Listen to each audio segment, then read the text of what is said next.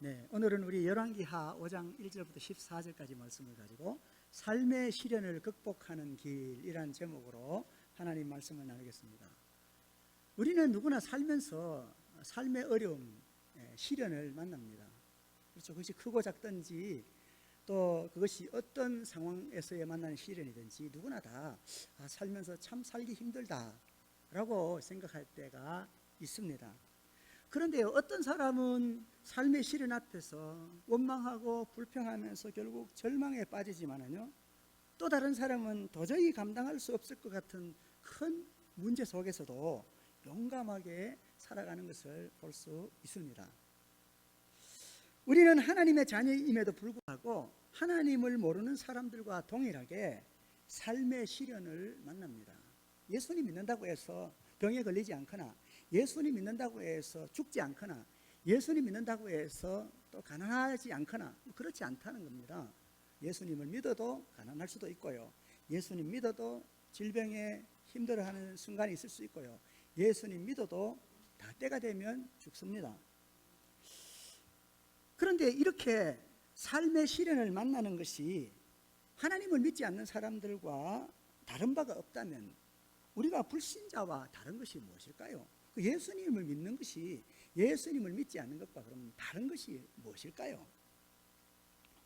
그것은 우리가 도저히 감당할 수 없을 것 같은 그런 문제를 만나지만은 그렇게 큰 문제 속에서도 하나님을 믿는 믿음 때문에 용감하게 살 수 있다라는 것입니다. 다시 말해서 우리가 삶의 시련을 극복하는 해법을 가지고 있다라는 것이 불신자와 다른 점입니다. 자, 그렇다면 우리가 삶의 시련을 극복하는 길이 무엇일까요? 오늘 우리가 함께 읽었던 본문이 바로 우리에게 그것을 잘 가르쳐주고 있습니다. 자, 그러면 삶의 시련을 극복하는 길이 무엇일까요? 처음은요, 하나님의 사람을 가까이 하는 것입니다. 뭐라고요? 하나님의 사람을 가까이 하는 것입니다. 오늘 우리가 함께 읽었던 말씀 1절부터 4절까지 말씀을 요약하면요, 나아만이라는 사람이 전쟁에서 승리를 경험한 큰 용사였다고 소개합니다. 그리고 이 나아만은 큰 용사였지만 나병을 가진 환자였다라는 것입니다. 그런데 또 한편으로는 남의 나라의 포로가 된 어린 소녀가 있었는데 이 소녀는 나아만의 아내를 섬기는 여자 종이었다는 것입니다.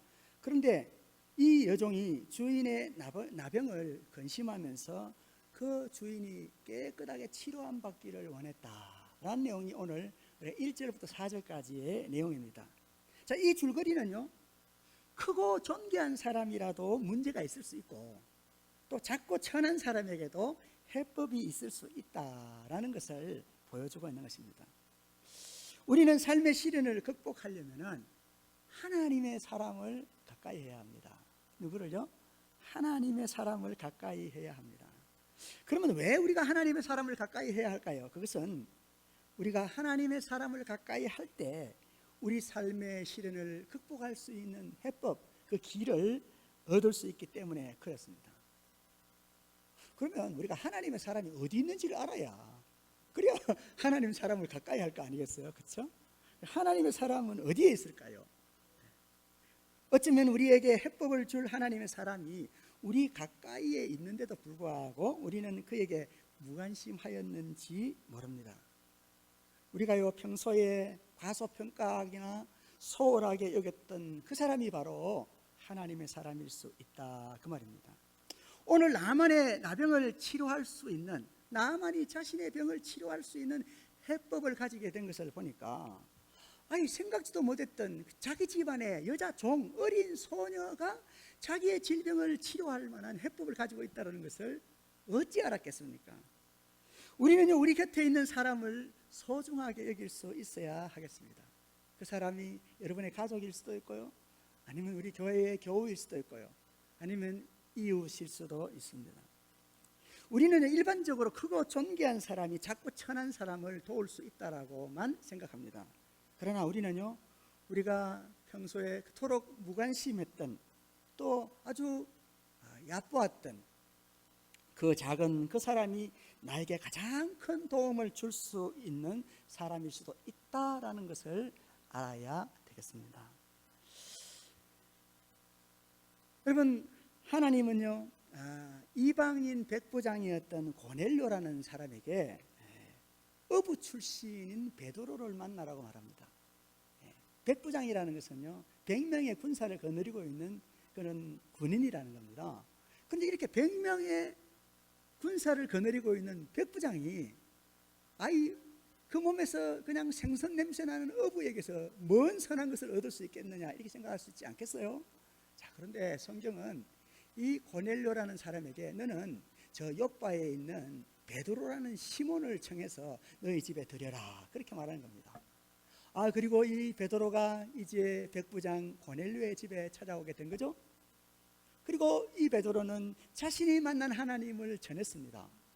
그때요, 이 백부장 고넬료의 집에 있는 자기 가족들뿐만 아니라 그곳에 있는 모든 일하는 사람들까지도 다 예수님을 믿고 구원받게 되었다라는 것입니다. 여러분, 우리가 평소에 그냥 그저 지나쳐버렸던 그 사람, 내가 별로 중요하게 생각하지 않았던 그 사람이 저와 여러분의 삶에 그 문제를 해결해 줄 수 있는 아주 놀라운 해법을 가진 하나님의 사람일 수 있다는 것을 생각하면서 우리 옆에 있는 사람을 소중하게 여길 수 있게 되기를 바랍니다. 그러면 우리가 하나님의 사람을 어떻게 알아볼 수 있을까요? 이 사람은 하나님의 사람인가 아닌가 좀 알아볼 수 있어야지 되지 않겠어요? 어떻게 하면 알아볼 수 있을까요? 오늘 우리가 함께 읽었던 하나님 말씀에 보니까요, 이 어린 소녀가 한 말, 그 말을 우리가 한번 살펴볼 수가 있는데요, 이 어린 소녀가 자신의 주인이 질병으로 말미암아 고통받는 것을 보고는 이렇게 말합니다. 우리 주인이 사마리아에 계신 선지자 앞에 계셨으면 좋겠나이다, 그렇게 말합니다. 우리는 나만의 아내를 섬기던 어린 소녀의 이 말을 통해서 하나님의 사람을 알아볼 수 있는 중요한 방법을 알 수가 있습니다. 그것은요, 우리는 그 사람의 말과 그 사람의 삶의 태도로 그가 정말 하나님의 사람인지 아닌지를 알 수 있겠다라는 것입니다. 하나님의 사람은요, 불행한 환경 속에서도 소명의식을 가지고 성실하게 살아가는 사람입니다. 어린 소녀는요, 이방의 땅에 종으로 끌려왔습니다. 근데 이 소녀가 종으로 끌려오기 전에 그 자기 고향에서는 어떤 사람이었는지 잘 모릅니다. 근데 오늘 본문 말씀 보니까 이 아람 사람이 떼거지로 몰려가서 이스라엘 땅에 가가지고 뭐 물건을 이렇게 훔쳐오기도 하고 이렇게 빼앗아 오기도 하고 그러면서 어린 소녀를 사로잡아왔더라, 이렇게 말해요. 그렇게 사람들이 많은데 어린 소녀 하나를 잡아왔다는 이야기를 하고 있어요. 어쩌면 이 소녀는 아주 그 자기 집에서는 아주 귀한 사람이었는지 모릅니다. 그런데 이제 그 소녀는 이방 땅에 와서 정말 그 주인을 섬겨야만 하는 종살이를 하였다라는 거죠. 그런데 이 어린 소녀가 이방의 땅에 종으로 끌려왔음에도 불구하고 그 불행한 환경 속에서 자신에게 맡겨진 일들을 그저 맡겨진 일이라기 생각해서 억지로 마지못해서 그냥 그 일을 하고 있는 그런 사람이 아니었음을 알 수가 있습니다. 오늘 우리가 같이 읽었던 그 말씀을 통해서 알 수가 있죠. 우리는 어린 소녀의 말을 통해서 이 소녀가 얼마나 주인을 친밀하게 생각하고 있는지를 알 수가 있고요, 그리고 그는 종이었음에도 불구하고 주인의 나병에 대해서, 주인이 가지고 있는 그 문제에 대해서 정말 얼마나 진심으로 염려하고 있었다라는 것을 알 수 있습니다. 내가 이 집에서 종노릇하고 있는 것도 기분 상하는데 내가 왜 주인의 그 병까지 내가 걱정하면서 그래야 돼? 이렇게 우리가 생각할 수도 있겠죠. 근데요, 하나님의 사람은 그 불행한 환경 속에서도 자기 자신의 문제만 아니라 도리어 자신보다 더 나은 처지에 있는 그 사람의 그 불행과 고통과 문제, 그들의 필요에 대하여서 살피고 있더라, 그 말입니다. 하나님의 사람은요, 다른 사람의 고통과 필요에 민감합니다. 만약 우리가 불행한 환경에 짓눌리지 않고, 불행한 환경이 있어도 그 불행한 환경에 짓눌리지 않고 도리어 자신의 일을 잘 감당할 뿐만 아니라 사람을 소중히 여기는 소명의식이 있다면 하나님의 사람다운 삶의 태도입니다. 주님은요, 우리를 사람을 낚는 업으로 부르셨습니다.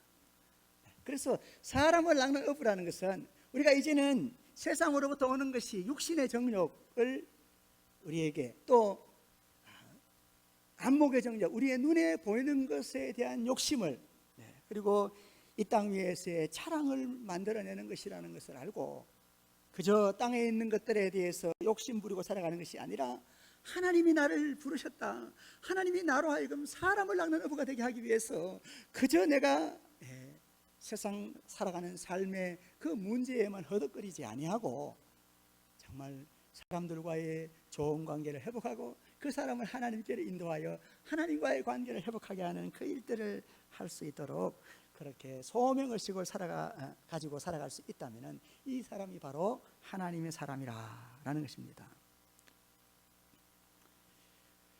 우리는 세상으로부터 오는 육신의 정욕, 안목의 정욕, 이생의 자랑이 아니라 소명의식으로 살아가는 하나님의 사람을 가까이 할 때, 그리고 우리가 그 하나님의 사람이 될 때 삶의 시련을 극복하는 길을 얻을 수가 있습니다. 두 번째로 우리가 삶의 그 시련을 극복할 수 있는 길은요, 삶의 시련 앞에 굴복하지 않는 것입니다. 다시 말하면 이제 삶의 시련을 극복할 수 있는 해법을 가졌다고 할지라도 그 방법을 신뢰하지 않기 때문에 사용하지 못한다면 얼마나 안타까운 것입니까? 그렇죠? 우리는 삶의 시련 앞에서 굴복하지 말아야겠는데요, 오늘 우리가 함께 읽었던 5절부터 8절까지 내용을 한번 요약해 보면 다음과 같습니다. 아람 왕은요, 나만의 병을 치료해 달라는 편지, 그 부탁의 편지를 이 나만의 손에 쥐어서 이스라엘 왕에게 보냈습니다. 그랬더니 이스라엘 왕이요, 나만을 통해서 가지고 온 그 편지를 읽고 난 다음에 자기 옷을 찢으면서 이 아람 왕이 우리 이스라엘을 침범하기 위해서 이런 편지를 보냈다라고 생각하면서 한탄하는 모습을 볼 수가 있고요. 자, 그런데 이 이스라엘의 왕이 자기 옷을 찢었다 하는 말을 듣고 엘리사가 그 나아만을 자신에게 보내라고 그렇게 말하는 내용이 오늘 5절부터 8절까지의 말씀입니다. 자, 이 줄거리는요, 이스라엘 왕이 갑자기 자신에게 닥친 삶의 시련에 쉽게 굴복해 버렸다라는 것을 보여줍니다. 우리는 왜 삶의 시련에 쉽게 굴복해 버리고 마는 것일까요? 그것은요, 우리가 우리 스스로를 너무너무 작게 보거나 아니면 삶의 문제를 너무 크게 보기 때문에 그렇습니다. 그래서 야고보는 우리에게 이렇게 말합니다. 야고보서 1장 2절과 3절의 말씀인데요, 나의 형제들아, 너희가 여러 가지 시험을 당하거든, 그러니까 삶의 어려움을 만나거든, 그 말입니다. 온전히 기쁘게 여기라. 삶의 어려움을 만났는데 뭘 기쁘게 여기라 그래요? 이렇게 생각할지 모르겠는데 그 다음 말씀을 같이 보시면요, 왜냐하면 이는 너희 믿음의 시련이 인내를 만들어내는 줄 너희가 알미라. 이 말씀은요, 우리의 삶의 어려움들이 우리를 온전하게 만드는 중요한 기회가 될 수 있다라는 것을 우리에게 말씀해 주고 있습니다. 그런데도 이 오늘 사실 이스라엘 백성으로서 또 이스라엘의 지도자로서 이스라엘 왕, 그 왕은요, 그 자신의 삶의 문제가 닥쳤을 때에 자신은 삶의 그 문제를 해결할 수 있는 해법을 가지고 있음에도 불구하고 그 해법을 온전히 신뢰하지 못하고 있음을 알 수가 있습니다. 그래서 하는 말이, 내가 사람을 죽이고 살리는 하나님이냐? 그가 어찌하여 사람을 내게 보내서 그의 나병을 고치라고 하느냐? 여기까지는 사실은 어떻게 보면 당연한 말일 수 있습니다. 나병이라는 것은 사람이 고칠 수 있는 병이 아니니까요. 자, 그런데 그 다음 말이, 너희는 한번 깊이 생각해봐라. 저 아람 왕이 틈을 타서 우리와 전쟁을 일으키려고 하는 거다. 자, 이렇게 말하고 있는 것입니다. 이스라엘 왕의 말, 자신은 나병을 고칠 수 없는 사람, 자신은 사람을 죽이고 살릴 수 있는 하나님이 아니다 라고 하는 말은 어쩌면 당연한 것이고요, 또 이렇게 자신의 연약함을 인정하는 것은 긍정적인 것일 수 있습니다. 그렇지만은 과도하게 자신을 비관하는 것은 좋지 못합니다. 특히 지도자가 만일 삶의 시련 앞에서 부정적인 태도로만 일관해 버린다면은 그의 영향으로 얼마나 많은 사람들을 불행에 빠뜨리게 하겠습니까? 우리는 왜 삶의 시련을 극복하지 못하는 것일까요? 이스라엘 왕은요, 하나님의 백성이요 지도자로서 해법을 가지고 있으면서도 해법을 신뢰하지 않았습니다. 그것은요, 우리가 진정한 해결자이신 하나님을 보지 않는 것을 말하고 있는 것입니다. 어쩌면 우리는 하나님의 자녀임에도 불구하고요, 우리의 불행한 환경을 바꿀 수 없을 수도 있습니다. 이것은 때때로 우리의 불행한 환경이 변할 수 없는 사실, 예를 들어서요, 치료가 불가능한 장애를 가지고 있는 것일 수 있습니다. 여러분, 태어나면서부터 보지 못하는 사람도 있고요, 태어나면서부터 듣지 못하는 사람이 있고요, 태어나면서부터 말을 못하는 사람들이 있습니다.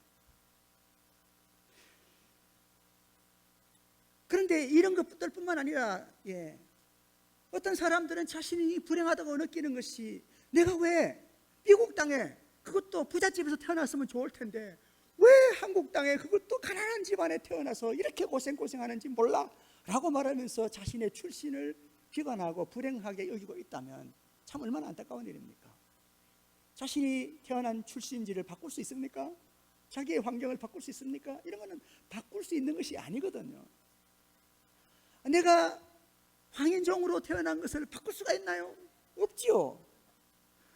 우리는 변할 수 없는 사실에 격한 감정으로 반응하지 않아야 합니다. 우리는 변할 수 없는 현실을 바꾸기 위해서 또 시간을 허비하지 말아야 합니다. 우리는 변할 수 없는 현실을 그대로 인정할 수 있어야 합니다. 우리는 변할 수 없는 현실에 맞추어 살아가는 방법을 찾아야 합니다. 이것은 그냥 그저 타협하면서 적당히 살아라, 그런 말이 아닙니다. 우리는 변할 수 없는 그 현실은 그대로 인정하면서도 우리가 그 삶의 어려움 가운데서도 내가 할 수 있는 최선을 다해서 살아가는 그 오늘의 삶이 중요하다, 그 말입니다. 여러분, 어떤 사람이요, 건강했는데 갑자기 그 건강을 잃어버리고 한쪽 눈꺼풀만 깜빡깜빡 할 수 있게 됐대요. 아니, 한쪽 눈만 깜빡깜빡 해갖고 어떻게 사람이 살 수가 있겠어요? 그럼 이 사람이 믿습니다 하고 그냥 주여 나를 치료하실 수 믿습니다 하고 맨날 그냥 믿습니다 그러다가 평생 그렇게 믿습니다 그러다가 죽는 것이 낫겠습니까? 오늘 이 눈 한쪽만 깜빡이는 사람이요, 한 번 눈을 깜빡이면 예스, 두 번 깜빡이면 아니요, 이렇게 그 신호를 하게 됐고요. 여러분, 컴퓨터만 일 줄 아시죠? 컴퓨터가 뭐예요? 마우스를 잡으면 한 번 깜빡하면 클릭을 하면 들어갈 수 있잖아요. 눈 한 번 깜빡하면 그 자리로 들어갈 수 있는 거예요. 그래서 이 사람이 그 컴퓨터 시스템을 가지고요, 자기 눈 깜빡깜빡 이것만 가지고 책을 썼습니다. 만약 이 사람이 그저 하나님 고쳐주세요 그러고 그냥 그 삶에 매여서 있었더라면은 그 사람 아무 일도 하지 못하고 살았을 겁니다. 그러나 자신의 현실을 그대로 받아들이고, 그러면 이 순간에 내가 어떻게 하면 좋을까? 어떻게 하는 것이 나의 삶의 최선일까? 라고 생각하면서 그는 살았고, 그래서 아주 많은 사람들에게 큰 영향력을 끼칠 수 있었다라는 것입니다. 하나님이 치료하기 원하신다면 내가 주여 믿습니다 하고 그냥 그렇게 기도할 때만 하나님 치료하시고, 내가 하나님의 뜻대로 살려고 몸부림치면서 내 삶을 그대로 인정하면서 내가 하나님을 위해서 살아가려고 하는 이 사람은 치료하지 않겠습니까? 여러분, 우리는 착각하지 말아야 합니다. 오늘 이 이스라엘 왕이 자기 옷을 찢으며 아람 왕이 전쟁을 일으키려고 내게 이런 문제를 갖다 줬다라고 말했는데요, 여러분, 우리는 다윗의 이야기를 압니다. 다윗이라는 사람이 성전을 지을 때, 그리고 자기 왕궁을 지을 때 아람 왕이 자신을 많이 도와줬거든요. 근데 그 아람 왕이 죽고 그 아들이 다시 왕을 이었습니다. 그래서 다윗이 그 아버지가 자신에게 해준 것이 너무너무 고마워서 많은 예물을 준비해서 보냈습니다. 그런데 이 아람에 이제 아버지를 이어서 왕이 된 이 왕이 다윗이 보낸 신하들과 예물을 보고는 하는 말이, 아니, 이 다윗이 나를 치려고 지금 신하들을 보냈다, 요거 분명히 우리나라를 정탐해서 우리나라를 치려고 하는 거야 라고 말하면서 그 신하들, 다윗이 보낸 신하들의 수염을 다 잘라버리고요, 옷을 막 잘라서 부끄러움을 주고는, 그리고 이웃나라와 전쟁을 하기 위해서 동맹을 했습니다. 어떻게 됐을까요? 어쩔 수 없이 다윗이 아람과 싸워야 됐고 다윗에 의해서 멸망하게 됩니다. 여러분, 이게 지금 오늘 이야기하고 비슷하지 않아요? 만약 오늘 이 이스라엘 왕에게 엘리사라는 하나님의 사람이 가까이 있지 않았다면 마치 이 아람 왕처럼 암몬 왕처럼 실수하였을지도 모릅니다. 그런데 이 이스라엘 왕에게는 하나님의 사람 엘리사가 같이 있었던 거죠. 엘리사가 지금 옷을 찢고 있는 이스라엘 왕에게 말합니다. 그 사람을 내게 오게 하소서. 나아만을 내게로 오게 하라는 거예요. 그러면서 그가 이스라엘 중에 선지자가 있는 줄을 알겠습니다. 그렇게 말합니다. 우리는요, 우리의 삶의 시련을 극복하는 해법이 오직 하나님께 있음을 믿고 하나님을 의지하여 기도하는 것이 필요하겠습니다.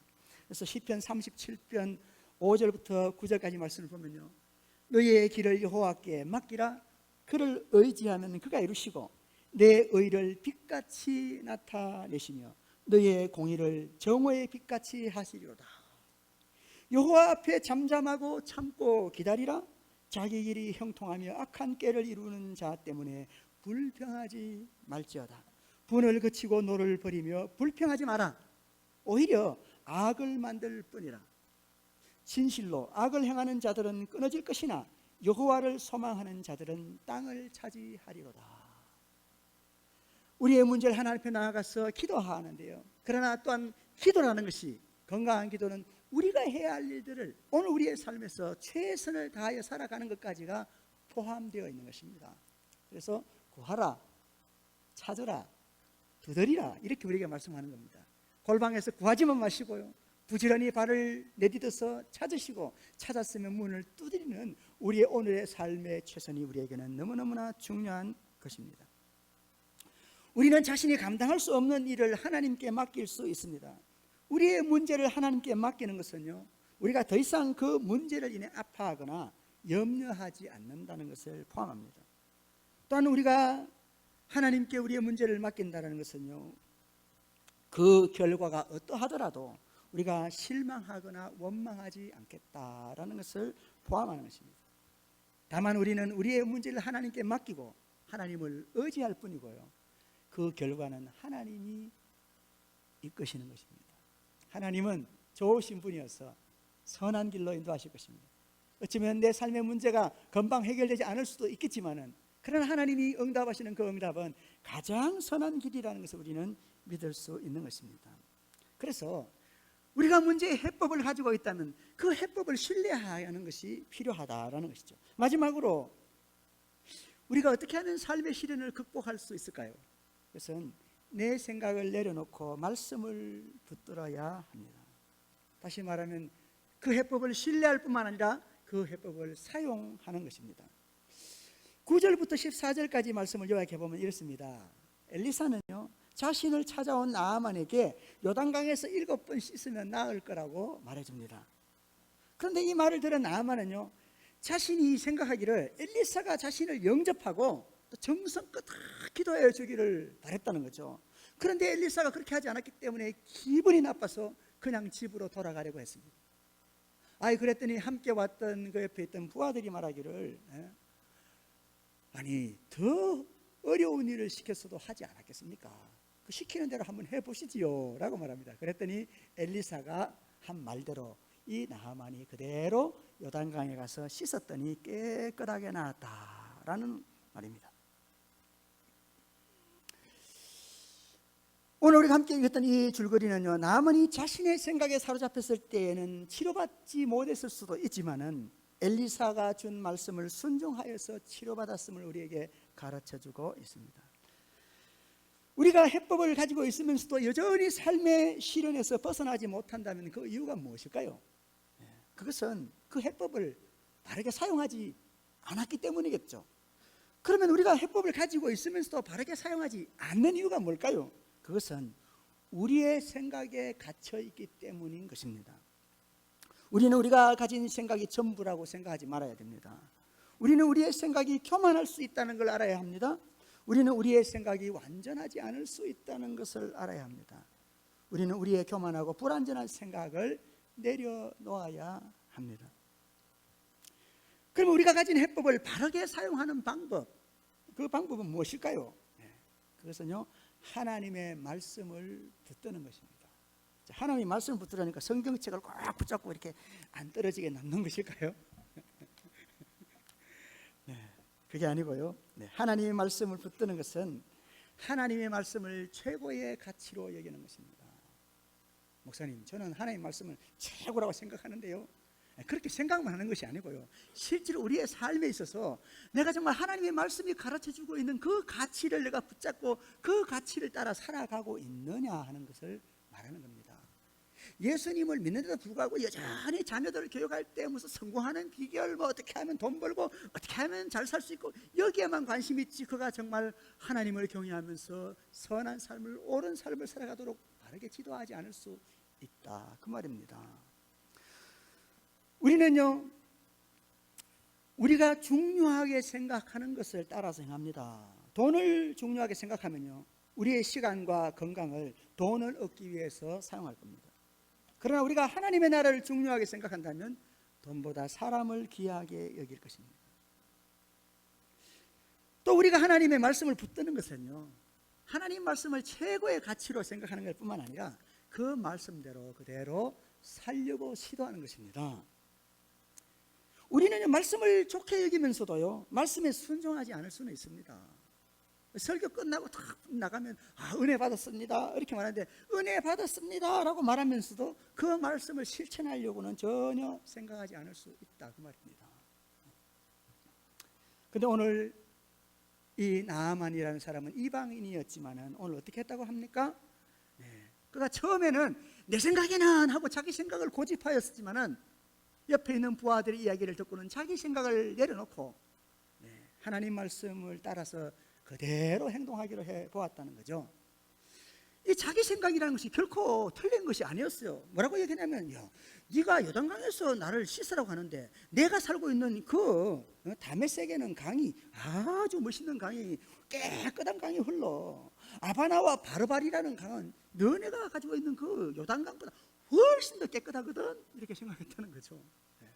그러나 자기의 그 옳다고 생각했던 생각을 내려놔버리고 어쩌면 좀 미련한 것 같지만은 그 하나님의 말씀이 주는 가치를 따라서 행동합니다. 그래서 하나님의 사람의 말대로 요단강에 7번 몸을 잠그니, 그렇게 말합니다. 나만이 자신의 생각을 내려놓고 말씀을 붙들었을 때, 다시 말해서 하나님 말씀을 최고의 가치로 여기고 그 말씀을 따라 그대로 한번 살아보기로 했더니 놀라운 일이 일어났다라는 것입니다. 여러분, 우리가 말씀을 붙드는 삶이 무엇일까요? 구체적으로 우리가 하나님의 나라를 위해서 손해볼 수 있고, 하나님의 나라를 위해서 내 자존심을 내려놓을 수 있고, 하나님의 나라를 위해서 안전을 포기할 수도 있고, 하나님의 나라를 위해서 불편을 감수할 수도 있고. 여러분, 전도하려고 하다 보면은 괜히 저 사람 때문에 내가 불편하게 돌아가야 될 때도 있고요, 한 걸음을 더 내디뎌야 될 때도 있고, 그렇단 말이죠. 그리고 하나님의 나라를 위해서 더불어 함께 살기를 시도하면서 나누고 섬김을 살기로 선택하는 겁니다. 그래서 우리 주님께서는 오른밤을 치면 이 왼밤도 돌려대고, 오리를 가게 하면, 억지로 가게 하면 심리를 동행해주고, 속옷을 달라고 하면 네 겉옷도 내줘라, 이렇게 말하는 겁니다. 그럴 때 그 사람이 변화될 수 있고 함께 하나님 나라가 이루어질 수 있다는 겁니다. 그런데 세상은 뭐라고 말합니까? 예수 믿고 착하게 자꾸 살려고 그러는데 착하게 사는 거는 바보야, 이렇게 말합니다.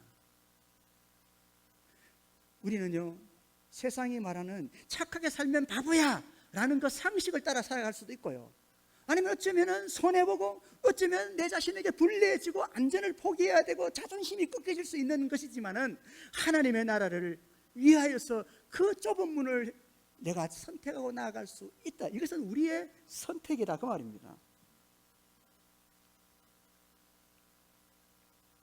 그렇게 살아가려고 할 때 하나님은 도리어 우리의 삶의 문제가 해결되는 놀라운 길을 열어주신다는 것입니다.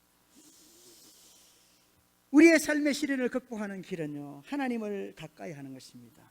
우리 옆에 이미 가까이 와 있는데도 불구하고 우리는 소홀하거나 무관심하고 있을지 모릅니다. 우리는 어떻게 하나님의 사람을 알아볼 수 있을까요? 그 사람의 삶의 태도를 보면 알 수 있습니다. 그가 정말 하나님이 자신을 부르셨다는 그 믿음으로 소명의식을 가지고 살아가고 있는지 그 사람은 반드시 하나님의 사람일 것입니다. 우리가 삶의 시련을 극복하려면요, 삶의 시련에 굴복하지 않는 것입니다. 자신을 너무 작게 보고 비관하지 마시기 바랍니다. 그리고 문제를 너무 크게 보고 또 불행하다 여기지 마시기 바랍니다. 하나님은 문제보다 크신 하나님이십니다. 우리는 하나님을 바라보고 믿음으로 나아갈 수 있는 겁니다. 그리고 우리의 삶의 시련을 극복하는 길은요, 내 생각을 버리고 하나님의 말씀을 붙드는 것입니다. 말씀을 붙드는 삶은 하나님 말씀을 최상의 가치로 여기면서 오늘 그 말씀을 구체적으로 하나하나 실천해 살아가는 것입니다. 오늘 저와 여러분 그렇게 살아갈 수 있게 되기를 바랍니다. 기도하겠습니다.